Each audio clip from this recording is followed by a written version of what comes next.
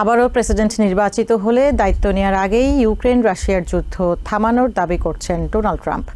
বৃহস্পতিবার নিউ ইয়র্কে এক অনুষ্ঠানে তিনি বলেন, নিষেধাজ্ঞা দিয়ে এই যুদ্ধ বন্ধ করা যাবে না। ট্রাম্প অভিযোগ করেন, ভাইস প্রেসিডেন্ট কামালা হ্যারিসের কারণেই সান ফ্রান্সিসকো ধ্বংস হয়েছে এবং সেখানকার মানুষ অন্যত্র চলে যেতে বাধ্য হয়েছে। সাবেক প্রেসিডেন্ট ডোনাল্ড ট্রাম্প বলেছেন, কামালা হ্যারিসকে ক্যালিফোর্নিয়ায় ফেরত পাঠানোর সময় হয়েছে।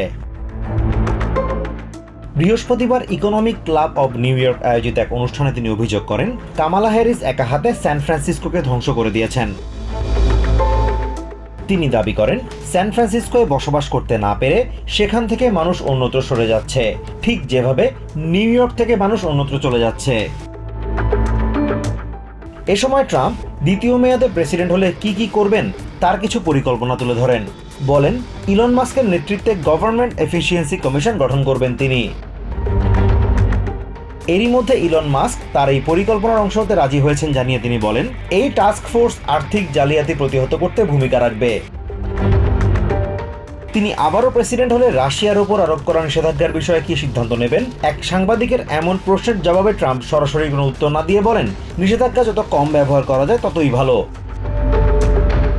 তিনি দাবি করেন, নিষেধাজ্ঞার চেয়ে শুল্ক যুদ্ধবন্ধে বেশি কার্যকর, যা তিনি এর আগে কয়েকবারই প্রমাণ করেছেন। তিনি আবারও দাবি করেন, প্রেসিডেন্টের দায়িত্বে থাকলে ইউক্রেন রাশিয়া যুদ্ধ কখনোই হতে দিতেন না। প্রেসিডেন্ট নির্বাচিত হলে দায়িত্ব নিয়ে অফিসে বসার আগেই ইউক্রেন রাশিয়া যুদ্ধ বন্ধ করবেন বলে আত্মবিশ্বাসের কথা জানান Trump. Azimur Rashid Kanak, TVN24 news desk. New York থেকে সম্প্রচারিত TVN24 টেলিভিশন বিশ্বজুড়ে বাঙালির কণ্ঠস্বর।